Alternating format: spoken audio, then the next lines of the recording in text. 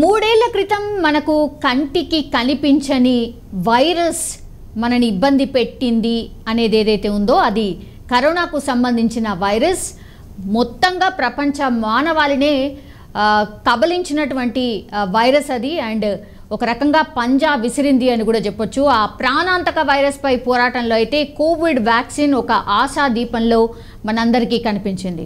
So అందరం vaccination తీసుకున్నాం. ప్రపంచవ్యాప్తంగా భారీ మరణాలకు వ్యాక్సిన్ చాలా వరకు అడ్డుకట్ట కూడా వేయగలిగింది.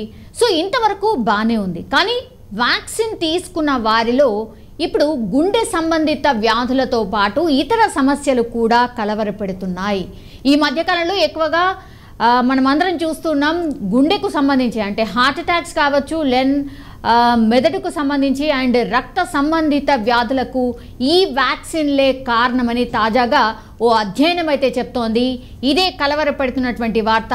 ఆ వివరాలను వ్యాక్సిన్ అనే సైన్స్ జర్నల్లో నివేదించడం జరిగింది. సో ప్రపంచ ఆరోగ్య సంస్థ పరిశోధన విభాగమైనటువంటి గ్లోబల్ వ్యాక్సిన్ డేటా నెట్వర్క్కు చెందినటువంటి సైంటిస్టులు ఈ అధ్యయనం అయితే నిర్వహించిన పరిస్థితి. సో కరోనా వ్యాక్సిన్లు 13 రకాల ఆరోగ్య సమస్యల్ని తీవ్రతరం చేశాయని అయితే శాస్త్రవేత్తలు గుర్తించిన పరిస్థితి కనిపిస్తోంది.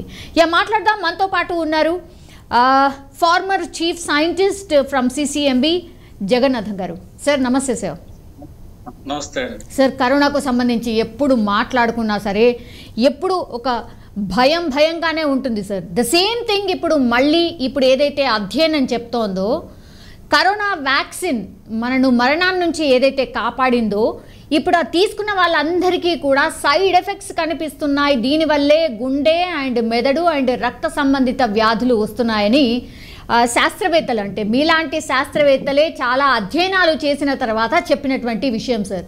సార్ ఇది ఎంత సీరియస్నెస్ ఉంది అండ్ దీనివల్ల నిజంగానే సైడ్ ఎఫెక్ట్స్ అంత సీరియస్గా ఉన్నాయా? అన్ని వ్యాక్సిన్లకి సైడ్ ఎఫెక్ట్స్ ఒకే రకంగా ఉండవండి. అది వ్యాక్సిన్ తయారు చేసిన టెక్నాలజీ మీద ఆధారపడి ఉంటుంది. వ్యాక్సిన్ని రకరకాల టెక్నాలజీల ద్వారా తయారు చేస్తారు. ముఖ్యంగా మనకి కరోనా వచ్చినటువంటి పరిస్థితుల్లో ఎంఆర్ఎన్ఏ వ్యాక్సిన్ అనేటువంటిది ఒక కొత్త వ్యాక్సిను, కొత్త టెక్నాలజీతో, అధునాతనమైనటువంటి టెక్నాలజీతోటి త్వరితగతిని వ్యాక్సిన్ తయారు చేయడానికి అనువుగా ఉండేటటువంటి ఒక సాంకేతిక పరిజ్ఞానంతో వ్యాక్సిన్ తయారు చేశారు. ఇది ఫైజర్ కంపెనీ, మోడర్నా కంపెనీ వీళ్ళు ఈ వ్యాక్సిన్ తయారు చేశారు. అయితే ఈ వ్యాక్సిన్ తయారు చేసినప్పుడు ఈ వ్యాక్సిన్ని కొన్నేమో స్టోరేజ్ కండిషన్స్ గురించి మాట్లాడాం, కొన్నేమో స్టోరేజ్ కండిషన్స్ కొంత కంఫర్టబుల్గా ఉండేటట్టు, కానీ ఇలా రకరకాల విధానాల్లో రకరకాల సాంకేతిక పరిజ్ఞానంతో ఒకే రకమైన టెక్నాలజీ అయినప్పటికీ కూడా వాటిని ప్రిజర్వ్ చేసే విధానాలు, వాటిని వ్యాక్సినేషన్ ఇచ్చే విధానాల్లోనూ కూడా మార్పులు ఉండేటువంటి విధానాలను కూడా మనం చూసాం. అంటే ఒకే టెక్నాలజీ తోటి తయారు చేసినటువంటి వ్యాక్సిన్ కూడా వివిధ కండిషన్స్లో దాన్ని వినియోగం చేయాల్సిన అవసరం ఉంటుంది, జాగ్రత్త పెట్టాల్సినటువంటి అవసరం. ఇప్పుడు మీరు ఇంతవరకు మాట్లాడుతున్నటువంటి ఈ వ్యాక్సిన్ ఇవ్వడం వల్ల వచ్చినటువంటి ఫలితాలు, సైడ్ ఎఫెక్ట్స్ అంటే ఉప ఫలితాలు, వ్యాక్సిన్ని మనం ఆశించే విషయం ఏంటంటే వ్యాక్సిన్ ఇస్తే మనకి ఏ వైరస్కి ఎగనిస్ట్గా మనం వ్యాక్సిన్ ఇచ్చామో ఆ వైరస్ నుంచి మనకి రక్షణ కల్పించడం కోసం అని చెప్పి మన శరీరంలో ఇమ్యూనిటీని పెంచడం కోసం అనేటువంటిది వ్యాక్సిన్ ఇవ్వడంలో ఉండేటువంటి ప్రధానమైనటువంటి ముఖ్య ఉద్దేశం.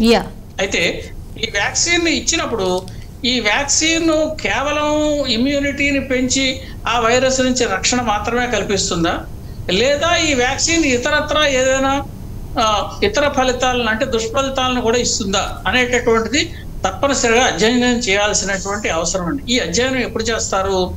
ఏదైనా వ్యాక్సిన్ తయారీ చేసినప్పుడు క్లినికల్ ట్రయల్స్ అని ప్రారంభం చేస్తారండి. అంటే ముఖ్యంగా వ్యాక్సిన్ అనేటువంటిది ఒక బయోమాలిక్యూల్.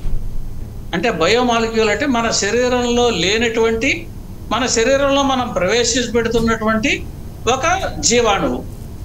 ఇలా మన శరీరానికి సంబంధం లేని జీవాణువు మన శరీరంలోకి మనం ప్రవేశపెట్టేటప్పుడు ఇది ఏ రకంగా మన శరీరంలో ప్రవర్తిస్తుంది, ఇది ఏ రకంగా మనకి ఆరోగ్యాన్ని సమకూరుస్తుంది, లేదా ఏకంగా దీని నుంచి విపత్తులను మనకు అవకాశాలు క్రియేట్ చేసే అవకాశాలు కూడా ఉన్నాయా అనేటటువంటి వాటిని క్షుణ్ణంగా పరిశీలన చేయాల్సిన అవసరం ఉంది. ఈ అవసరం వ్యాక్సిన్ డెవలప్ చేసేటప్పుడు ఫేజ్ 1 క్లినికల్ ట్రయల్స్ అంటారు. మొట్టమొదటి వ్యాక్సిన్ ఫార్ములేషన్ ఉందా లేదా, పనిచేస్తుందా లేదా చూస్తారు. తర్వాత దీన్ని కొన్ని జంతువుల్లోనూ వాటిలోనూ ప్రయోగాలు చేసి జంతువుల్లో ప్రయోగాలు కనుక మనకి సరైనటువంటి ఆశాజనకమైనటువంటి ఫలితాలు వచ్చినట్టయితే దీన్ని తర్వాత మనుషులలో కొంత తక్కువ స్థాయిలోనూ ఎక్కువ స్థాయిలోనూ రకరకాల మోతాదుల్లో ఇచ్చి ఏ రకమైనటువంటి ఫలితాలు ఉంటాయంటే సేఫ్టీ ఎఫికసీ అనేటువంటిది యానిమల్స్ స్టడీస్లోను ఫార్ములేషన్ స్టడీస్లోనూ చేసిన తర్వాత హ్యూమన్ స్టడీస్కి వచ్చేప్పటికి third clinical stage fourth clinical స్టేజ్లోకి వెళ్ళేటప్పటికి మనుషుల మీద ప్రయోగాలు చేసి అక్కడ కూడా ముందర కొంత ప్రయోగాలు అయిన తర్వాత వాళ్ళ మీద వచ్చినటువంటి యాంటీబాడీ టైటర్స్ ఎలా ఉన్నాయి, యాంటీబాడీస్ దీనివల్ల వేరే దుష్ఫలితాలు ఏమైనా వస్తున్నాయా అనేటువంటి విషయాలను కూడా పరిశీలన చేయడానికి ఆస్కారం కలుగుతుంది. ఎస్ సార్, ఎగ్జాక్ట్లీ నాకు ఇక్కడే ఒక క్వశ్చన్ ఉంది సార్. యాక్చువల్లీ కరోనా రాగానే వ్యాక్సినేషన్ అని చెప్పి హరీబరీగా వ్యాక్సిన్స్ తయారు చేసి అంటే ఒక రకంగా మన మీద మనమే ప్రయోగం చేసుకున్నామా ఏంటి? అందుకే ఈ సైడ్ ఎఫెక్ట్స్ అనుకోవచ్చా సార్? కాదండి, కాదు. ఎందుకంటే వ్యాక్సిన్ అభివృద్ధి చేసే విధానానికి ఒక ప్రక్రియ ఉంటుంది. అందులో ముఖ్యంగా మనుషులకి వ్యాక్సిన్ ఇచ్చేటప్పుడు మనం వ్యాక్సిన్ డెవలప్ చేస్తున్న స్టేజ్లో కూడా చాలాసార్లు మాట్లాడాం.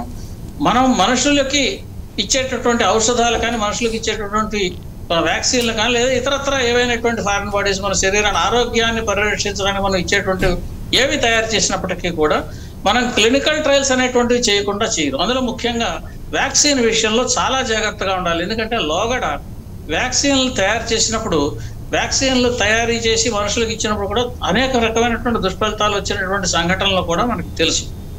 కాబట్టి వ్యాక్సిన్ల విషయం వచ్చేటప్పటికల్లా ఏ విధమైనటువంటి గైడ్ లైన్స్ కావాలి, వీటిని ఏ రకంగా ప్రయోగం చేయాలి, ఏ రకంగా వీటిని మనం వినియోగం చేయాలి, ప్రయోగము వినియోగము రెండింటికి కూడా చాలా స్ట్రిక్ట్ గైడ్ లైన్స్ ఉంటే వాటి ప్రకారం మాత్రమే చేస్తారు. అయితే మనకు ప్రస్తుతం ఉన్నటువంటి సిచ్యువేషన్లో మనం ఏ సిచ్యువేషన్లో ప్రస్తుతం అంటే ఆ కరోనా సోకినటువంటి ఆ సిచ్యువేషన్లో ఒకసారి మనం వెనక్కి వెళ్ళినట్లయితే ఇప్పుడు ఒక రకంగా మొత్తం ఒకేసారి సమూహికంగా ప్రజలందరికీ కూడా ఒక వ్యాధి వచ్చినప్పుడు దీన్ని నియంత్రించడం ఎలాగా, నియంత్రించడానికి మన చేతుల్లో ఏ విధమైనటువంటి ఆస్కారం లేదు. నిరోధించడం ఎలాగా, నిరోధించడానికి కూడా మన చేతుల్లో లిమిటెడ్ రిసోర్సెస్ మన దగ్గర ఉన్నాయి. మన దగ్గర ఏ విధమైనటువంటి మందులు లేవు, ఏ రకమైనటువంటి వ్యాక్సిన్లు లేవు. అన్నిటినీ కూడా అప్పటికప్పుడు తయారు చేసుకోవాల్సినటువంటి పరిస్థితి వచ్చినటువంటి ఒక వైరస్ మన అటాక్ చేసింది. దాని గురించి మనకు తెలుసున్న విషయం చాలా తక్కువ, దాని గురించి బయాలజీ కూడా తెలుసున్నది తక్కువ. కేవలం అది మనకి ఏ రకమైనటువంటి రోగ లక్షణాలను కలగజేస్తుందో చూసి ఆ రోగ లక్షణాలని తగ్గించడం కోసం చేసినటువంటి ప్రయత్నం ఈ రోగం తగ్గించడం కోసం. అయితే దాన్ని అక్కడితో ఆపితే కుదరదు కదా. ఇది ఇతర వ్యక్తులకి సోకకుండా చూడాలి, వచ్చిన వ్యక్తుల దగ్గరే ఆపు చేయాలి, కొత్త వాళ్ళ మరణాల నుంచి ఆపు చేయాలి. ఇలా అనేక రకమైనటువంటి ఉద్దేశాలతోటి ఈ కరోనా వ్యాక్సిన్ని త్వరితగతిని అభివృద్ధి చేశారు. త్వరితగతిని అభివృద్ధి చేయడంలో ఎక్కడ సేఫ్టీ మెజర్స్లో కాంప్రమైజ్ కాలేదు.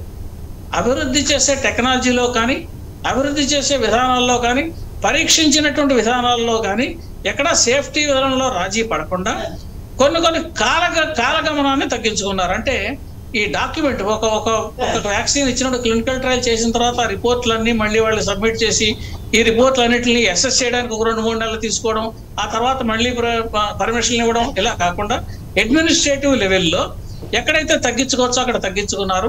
బయలాజికల్ ప్రాసెసెస్ ఏవైతే ఉన్నాయో బయలాజికల్ ప్రాసెస్లో ఏ విధమైనటువంటి నష్టాలు లేకుండా ఉండేటట్టుగా చూసి అప్పుడు మాత్రమే ప్రయోగాలు చేయడం జరిగింది. అయినప్పటికీ కొన్ని కొత్త టెక్నాలజీలని వాడడం వల్ల ఈ కొత్త టెక్నాలజీ అనేటువంటి ఫలితాలు ఎలా ఇస్తుంది అనేటువంటిది ఇది పూర్తిగా కొత్త టెక్నాలజీ. కాబట్టి ఇచ్చిన తర్వాత మాత్రమే మనం వాళ్ళల్లోంచి వచ్చినటువంటి ఫలితాలను బట్టి మాత్రమే మనం దాన్ని అసెస్ చేయగలుగుతాం. ఇది క్లినికల్ ట్రయల్స్లో సేఫ్టీ ఎఫికసీ టెస్ట్లు ఎప్పుడైతే పాస్ అయిన తర్వాత మనం ప్రజలకి ఈ వ్యాక్సిన్ ఇచ్చిన తర్వాత అది లాంగ్ రన్ లో చేస్తే కానీ తెలియదు. Exactly sir. ఇప్పుడు భారత్ మినహా సార్, ఇప్పుడు భారత్ మినహా ఈ అధ్యయనం చేసింది మన భారత్లో అయితే చేయలేదు సార్. సో భారత్ మినహా ఇప్పుడు Australia, Argentina, Canada, Denmark and Finland, France లాంటి దేశాల్లో మాత్రమే ఈ కరోనా వ్యాక్సిన్ తీసుకున్న 9.9 కోట్ల మందిపై వారు అధ్యయనం నిర్వహించారు సార్. అధ్యయనం నిర్వహిస్తే 9.9 కోట్ల మంది మీద అధ్యయనం అంటే మామూలు విషయం కాదు. సరే, మనం ఇందులో లేము, బట్ స్టిల్ 9.9 కోట్ల మందిపై అధ్యయనం చేస్తే వాళ్ళు తేల్చింది 13 రోగాలు కంటిన్యూషన్గా దీనికి సంబంధించే వస్తున్నాయి, దీనివల్లే వస్తున్నాయని తెలిచారు సార్. ఒకవేళ నిజంగానే భారత్లో కూడా చేస్తే ఈ అధ్యయనం మరి ఏంటి పరిస్థితి సార్?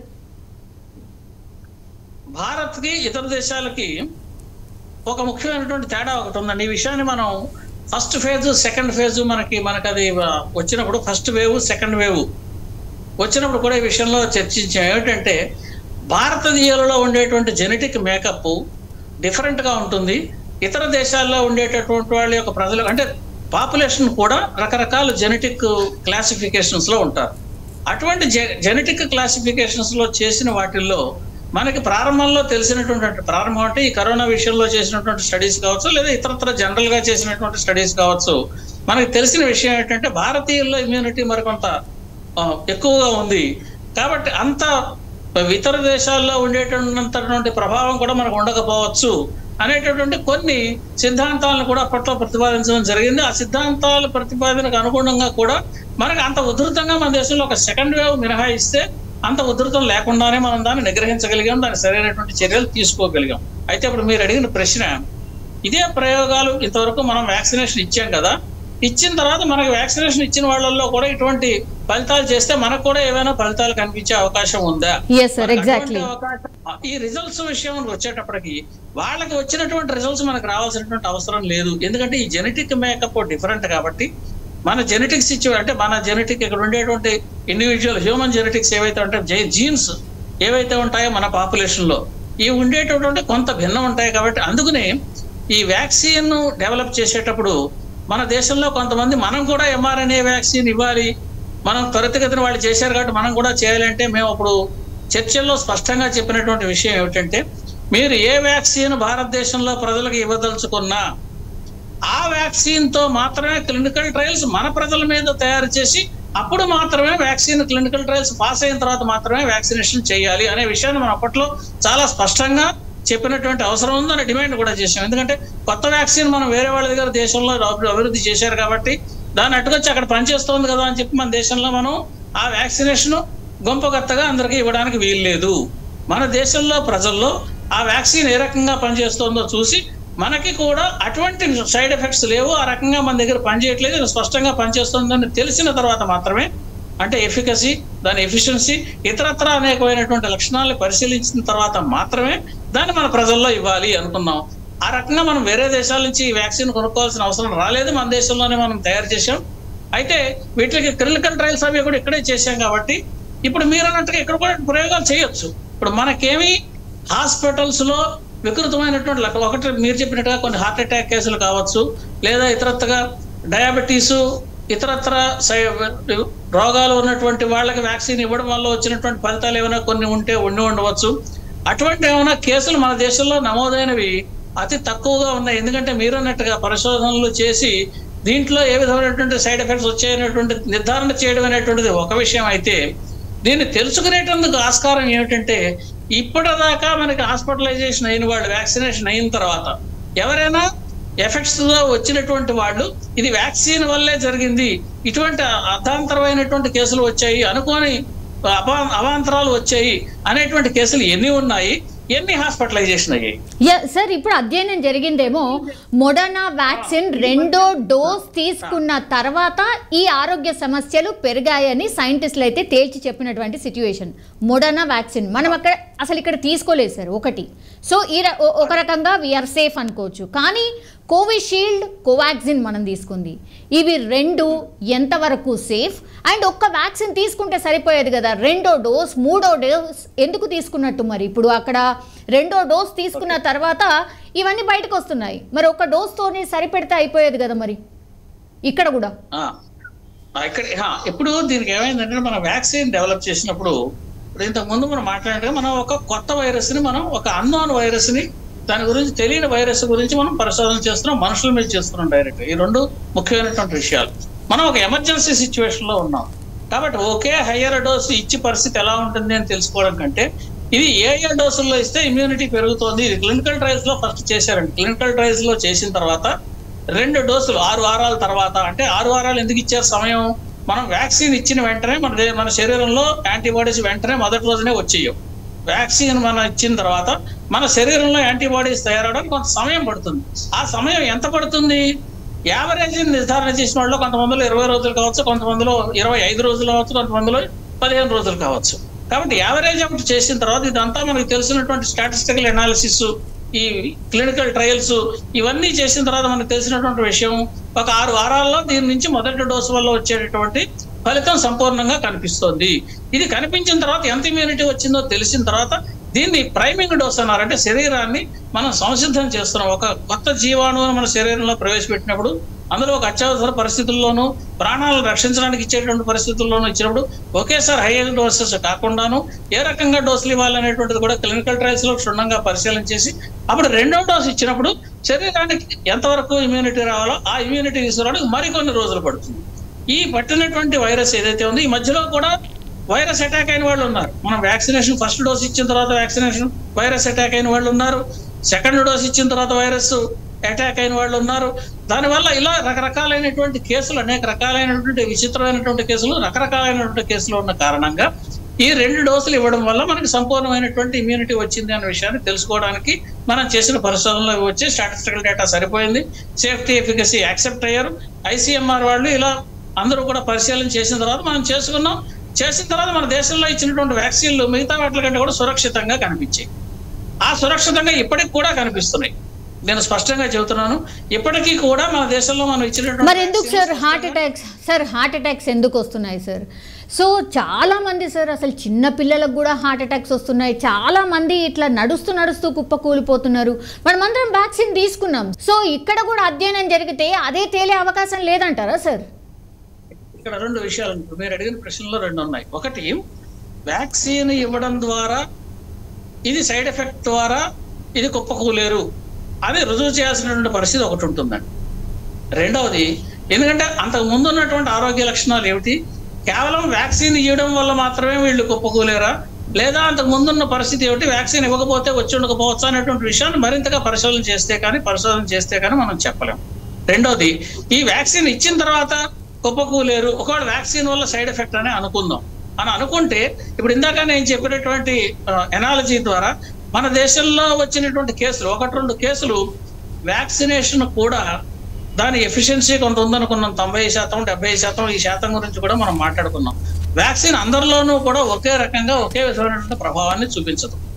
మన జెనెటిక్ మేకప్ను బట్టి ఆధారంగా కొంతలో ఇమ్యూనిటీ బాగా వస్తుంది, కొంతమందికి ఇమ్యూనిటీ తక్కువ వస్తుంది, కొంతమందికి ఇమ్యూనిటీ ఎక్కువగా రాకపోవచ్చు. ఇటువంటి పరిస్థితులు కూడా ఉంటాయి. కాబట్టి సైడ్ ఎఫెక్ట్స్ అనేటువంటి ఏ పరిస్థితి, ఇమ్యూనిటీ రాకపోతే నష్టం లేదు, సైడ్ ఎఫెక్ట్ వస్తే నష్టం. ఇప్పుడు మనకు కావాల్సింది ఏంటంటే ఇమ్యూనిటీ త్వరగా రావడం అనేటువంటి దీని లక్ష్యం. ఇమ్యూనిటీ చాలా మట్టికి వచ్చింది, అంతవరకు ఒక రకమైనటువంటి పాజిటివ్ రిప్లై వచ్చినట్టే. కానీ దీనిలో సైడ్ ఎఫెక్ట్స్ వస్తే నష్టం. కానీ వ్యాక్సినేషన్ వల్ల మాత్రమే సైడ్ ఎఫెక్ట్ వచ్చిందా, లేదా ఇప్పుడు మీరు చెప్పినటువంటి హార్ట్ అటాక్ కానీ లేదా ఇతరత్రా జరిగినటువంటి మరణాలు కానీ వీళ్ళకి వేరే కోమార్బిడిటీస్ ఏమైనా ఉన్నాయా, ఏ వయసు వాళ్ళు, ఏ పరిస్థితుల్లో ఉన్న వాళ్ళు, వాళ్ళ ఫ్యామిలీ జెనెటిక్ పరిస్థితి ఏమిటి, ఇటువంటి విషయాలు కూడా తెలుసుకుంటే అప్పుడు మనం ఈ వ్యాక్సిన్ వల్ల మాత్రమే ఆపాదించడానికి ఆస్కారం కలుగుతుంది. ఇప్పుడు ఇది last this is my last question sir. ఇప్పుడు జనరల్ పబ్లిక్ అందరు తెలుసుకోవాల్సింది ఏంటంటే, ఓకే భారత్లో ఇవి అధ్యయనం అయితే జరగలేదు, ఒకవేళ జరిగినా కూడా మేబీ ఇట్లాంటి రిజల్టే వస్తాయి. సరే, అప్పుడు హరిబరి ఎమర్జెన్సీలో ఏదో వ్యాక్సిన్ తీసేసుకున్నాం. ఇప్పుడు దీనికి విరుగుడు ఏంటి? మరి విరుగుడికి కూడా ఏమైనా వ్యాక్సిన్ ఇస్తారా? ఇట్లాంటిది ఏమైనా చేయొచ్చా? అంటే హరిబరిగా చేసినటువంటి వ్యవహారం అయితే కాదండి, స్పష్టంగా నేను చెబుతున్నాను మొట్టమొదట. ఎందుకంటే ఇది అనేకమైనటువంటి క్లినికల్ ట్రయల్స్ అయిన తర్వాత మాత్రమే వ్యాక్సినేషన్ చేశారు తప్పనిసరిగా. రెండవది, మన దేశంలో తయారు చేసినటువంటి టెక్నాలజీస్, టైం టెస్టెడ్ టెక్నాలజీస్ ఇంతకు ముందు ఇతర దేశాల్లోనూ చేశారు, మన దేశంలోనూ చేశారు. ఇంకొక విషయం మనం తెలుసుకోవాల్సిందంటే, మన దేశం ప్రపంచంలోనే అత్యధిక వ్యాక్సినేషన్ ఉత్పత్తి చేస్తున్న దేశంలో ముఖ్యమైనటువంటి దేశం అండి. కాబట్టి మనం ఒక వ్యాక్సిన్ కాదు, అనేక వ్యాక్సిన్ల మీద మన శాస్త్రవేత్తలు, మన డాక్టర్లు పరిశోధనలు చేసి వీటి మీద ఇతరత్ర ప్రపంచంలో కంటే కూడా మరింత ఎక్కువగా దీని మించి అవకాశం, దీని నుంచినటువంటి సైన్స్, దీని నుంచి బయాలజీ తెలుసుకునేటువంటి ఆస్కారం ఎక్కువగా ఉండేటువంటి పరిస్థితి కూడా మన దేశంలో ఉంది. అయితే ఇప్పుడు మీరన్నట్టుగా ఇటువంటి పరిశోధనలు జరగాలా అక్కర్లేదా అంటే జరగడం తప్పనిసరిగా మంచిదే, దాన్ని మనం ప్రోత్సహించాలి. ఇటువంటి వ్యాక్సిన్ తీసుకున్న వాళ్ళకి ఏ రకమైనటువంటి యాంటీబాడీస్ వస్తున్నాయని కొంత శాంప్లింగ్ కూడా దానికి కొన్ని క్రైటీరియా డిసైడ్ చేసి, ఎవరెవరి దగ్గర నుంచి మనం నమూనాలు సేకరించాలనేటువంటి ఒక క్రైటీరియా తయారు చేసి వాళ్ళ దగ్గర నుంచి చేసి పరిశోధనలు చేయడం వల్ల తప్పులేదు. అయితే పరిశోధనలు చేయడం వల్ల తప్పు లేదనే కాకుండా ఇందాక నేను చెప్పిన ఆర్గ్యుమెంట్ మళ్ళీ నేను వెనక్కి వస్తున్నాను. ఏమిటంటే అది ఇప్పుడు మన దేశంలో నిజంగా మనం ఇచ్చినటువంటి వ్యాక్సిన్లు వక్రీకరించి ఉంటే ఇప్పటికే ఇప్పుడు మీరు ఇందాక ఇతర దేశాల్లో చెప్పినటువంటి పర్సంటేజ్ అది 1% కావచ్చు, 0.5% కావచ్చు, సంఖ్యాపరంగా చూసినట్లయితే కోట్ల సంఖ్యలో ఇచ్చినటువంటి మన దాంట్లో లక్షల సంఖ్యలోనూ వేల సంఖ్యలోనూ రోగులు ఈ పాటికి బయటకు రావచ్చు ఉండాలి. కానీ అటువంటిది ఏది జరగలేదు.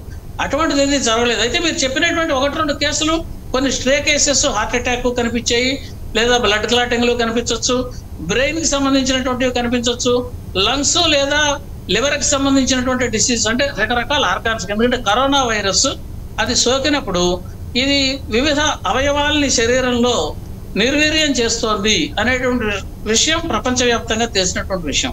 కాబట్టి ఇది ఏ రకంగా చేసిన వల్ల అంటే వ్యాక్సిన్ ఇవ్వకుండా వ్యాక్సిన్ ఇచ్చిన వాళ్ళకి మాత్రమే వచ్చిందా, వ్యాక్సిన్ వైరస్ కూడా అటాక్ చేసిన వాళ్ళకి ఈ సైడ్ ఎఫెక్ట్స్ వచ్చాయా, ఇలా రకరకాలుగా మనం అనేకమైనటువంటి ప్రశ్నలు ఏర్పాటు చేసుకుని ఈ ప్రశ్నలకు సమాధానం తెలుసుకోవాల్సిన అవసరం ఉంటుంది. తప్పనిసరిగా ఎటువంటి పరిశోధనలు చేయడాన్ని మనం ప్రోత్సహించడంలో తప్పులేదు. ఎవరైతే వ్యాక్సిన్ తీసుకున్నారో దానికి ఎవరెవరికి మనం ఇటువంటి పరిశోధనలు చేయొచ్చో మనం కూడా పరిశోధనలు చేయొచ్చు. అయితే ఆ పరిశోధనలు మన దగ్గర నేను చెప్పే సమాధానం ఏంటంటే ఆ భారీ సంఖ్యలో అటువంటి రోగాలు సైడ్ ఎఫెక్ట్స్ కనుక వచ్చి ఉంటే మన హాస్పిటల్స్ ఇప్పుడు చాలా మట్టుకి ఫిల్ అయ్యి ఉండేవి. అటువంటిది లేదు కాబట్టి మనం భయభ్రాంతులు కావాల్సిన పని లేదు. కానీ మీరన్నట్టు అవేర్నెస్ చాలా ఇంపార్టెంట్. అటువంటి పరిశోధనలు చేయడానికి తప్పనిసరిగా మనం ప్రోత్సహిద్దాం. మీరు ఏ విషయం అయితే చెబుతున్నారో ఇది మనం తప్పనిసరిగా ఎవరెవరైతే ఈ పరిశోధనలు చేస్తున్నారో వాళ్ళందరూ కూడా నమూనాలు సేకరించి ఆ రకమైనటువంటి స్టడీ కేసెస్ తయారు చేసి తప్పనిసరిగా పరిశోధనలు చేయాలనేటువంటి విషయాన్ని మాత్రం మనం స్పష్టంగా చెబుదాం. ఆ విషయం అయితే నేను మీతో పాటు స్పష్టంగా అంగీకరిస్తున్నాం. తప్పనిసరిగా చేసి తీరాలి. చేయడం వల్ల మనకి ఏం తెలుస్తుందంటే ఏ రోగాలు వస్తున్నాయన్న విషయం తెలుస్తుంది. ఈ పరిశోధనల వల్ల ఏంటంటే కేవలం వాళ్ళకి వచ్చింది పోయారు అన్నది కాదు అక్కడ కావాల్సింది. మనకి ఎందుకంటే పోయిన తర్వాత మనం చేసేది ఉన్నది కాకుండా చేయడమే ప్రయోగం. పరిశోధన మందు ఎందుకు? మనం మరణాలను నియంత్రించడం కోసమే పరిశోధనలో మందులు. కాబట్టి ఏ గ్రూప్స్ మనం సెలెక్ట్ చేయాలి, ఏ రకమైన ప్రశ్నావళి నియమావళి పెట్టుకోవాలి, చేసి తప్పనిసరిగా ఈ రకంగా పరిశోధన చేయాలన్న దాని విషయం మీద తప్పనిసరిగా నేను అంగీకరిస్తున్నాను. అటువంటి పరిశోధనలు మనం చేయొచ్చు. అయితే ఇప్పుడు ఇందాక మీరు చెప్పిన కేసులు హాస్పిటలైజేషన్ కేసులు కేవలం వాటినే తీసుకు పరిశోధనలు కాకుండా కొంత ప్రివెంటివ్ గా కూడా తీసుకు చేస్తే మంచిది. ఇందులో ఏ విధమైనటువంటి సందేహం లేదు. Yes sir, thank you sir, thank you so much sir. So ఇవి చాలా మందికి ఉన్నటువంటి డౌట్స్ యాక్చువల్లీ. సో నిజంగానే మన దగ్గర తీసుకున్నటువంటి వ్యాక్సిన్స్ ఏవైతే ఉన్నాయో కోవిషీల్డ్ అండ్ కోవాక్సిన్ ఏదైతే మనకి తీసుకున్నామో వ్యాక్సిన్ వీటిపైన కూడా అధ్యయనం జరగాల్సిందే. ఇవి కూడా సేఫా కాదా? ఎందుకంటే మనం అడపదడప చూస్తూనే ఉన్నాం హార్ట్ అటాక్స్, చాలా చిన్న చిన్న ఏజ్ వాళ్ళు కూడా హార్ట్ అటాక్స్ బారిన పడుతున్నటువంటి సిచ్యువేషన్. చాలామంది ఇట్లా మామూలుగా ఉంటూ కుప్పకూలి చనిపోయినటువంటి సిచ్యువేషన్ కూడా మనం చూస్తూ ఉన్నాం. సో ఇది ఎప్పుడు వచ్చినా కూడా సో వ్యాక్సిన్ ఎఫెక్టే కావచ్చు అని చాలా టైమ్స్ మనం మాట్లాడుకున్నాం. సో అధ్యయనాలు అయితే జరగాల్సిన అవసరం కనిపిస్తోంది. ఇప్పుడు ఆల్రెడీ వేరే వేరే దేశాల్లో చేశారు కాబట్టి వాటి సైడ్ ఎఫెక్ట్స్ కనిపిస్తున్నాయి. మన దేశంలో కూడా ఒకవేళ చేస్తే నిజంగానే సైడ్ ఎఫెక్ట్స్ కనిపిస్తాయా లేదా, ఆ సంఖ్య ఎంత ఉంది ఏంటి అనేది కూడా పరిశోధనలు జరగాల్సిన అవసరం డెఫినెట్లీ కనిపిస్తోంది. మరి ఆ దిశగా గవర్నమెంట్ ఆలోచిస్తుందా లేదా చూడాల్సిందే.